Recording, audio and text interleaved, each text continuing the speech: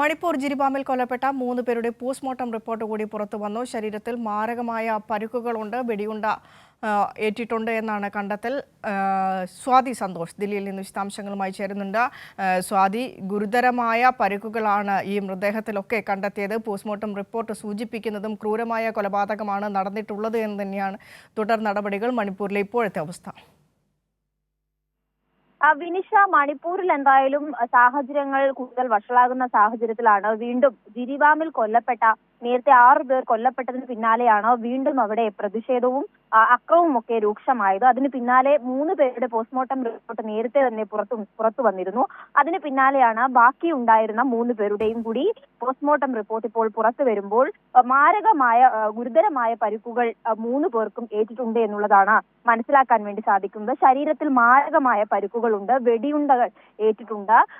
കുഞ്ഞിന്റെ, അതായത് 10 മാസം പ്രായമുള്ള കുഞ്ഞിന്റെ കണ്ണ് നഷ്ടപ്പെട്ടതായും പോസ്റ്റ്മോർട്ടം റിപ്പോർട്ടിൽ പറയുന്നുണ്ട്. മാത്രമല്ല, കുഞ്ഞിന്റെ ഇടത് കാലിലേക്ക് വെടിയേറ്റിട്ടുണ്ട്. നെഞ്ചത്തും തലയിലുമൊക്കെ ഗുരുതരമായ പരിക്കുകളുണ്ട്. തലയോട്ടിയിൽ മൂർച്ചയുള്ള ആയുധം വെച്ച് അടിച്ചതായും പറയുന്നുണ്ട്. കുഞ്ഞിന്റെ ശരീരം കത്തിക്കരിഞ്ഞ നിലയിലായിരുന്നു കണ്ടെത്തിയത് എന്നും പോസ്റ്റ്മോർട്ടം റിപ്പോർട്ടിൽ സൂചിപ്പിക്കുന്നുണ്ട്. അതോടൊപ്പം തന്നെ ഇപ്പോൾ കണ്ടെത്തിയിട്ടുള്ള 31 വയസ്സുകാരുടെ തലയോട്ടിക്കും ഗുരുതരമായ പരിക്കുണ്ട്. അതും തകർക്കപ്പെട്ട നിലയിലാണ്.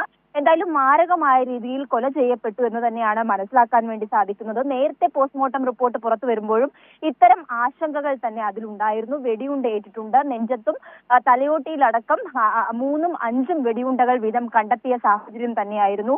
മണിപ്പൂരിൽ ഇപ്പോൾ എന്തായാലും സംഘർഷം രൂക്ഷമായ സാഹചര്യത്തിൽ ഇപ്പോൾ പോസ്റ്റ്മോർട്ടം റിപ്പോർട്ട് കൂടി പുറത്തേക്ക് വരുമ്പോൾ മെയ്തി വിഭാഗക്കാരായിട്ടുള്ളവരാണ് കൊല്ലപ്പെട്ടുള്ളത്. ഈ സംഘർഷം വീണ്ടും രൂക്ഷമാകാനുള്ള സാധ്യതകളുണ്ട്. മാത്രമല്ല, കഴിഞ്ഞ ദിവസം ഒരാളെ കാണാതായിരുന്നു. അയാൾക്ക് വേണ്ടിയുള്ള തിരച്ചിൽ കൂടി ഇപ്പോൾ പുരോഗമിക്കുന്നുണ്ട്. സ്ഥലത്ത് സംഘർഷാവസ്ഥ നിലനിൽക്കുമ്പോൾ പോലും കനത്ത സുരക്ഷാ സംവിധാനങ്ങളൊക്കെ ഏർപ്പെടുത്തിയിട്ടുണ്ട്. എന്നാൽ ഈ വിഷയവുമായി ബന്ധപ്പെട്ട സംസ്ഥാന സർക്കാരിനും കേന്ദ്ര സർക്കാരിനുമെതിരെ ഗുരുതരമായ ആരോപണങ്ങൾ ഉയരുന്ന സാഹചര്യമാണ്.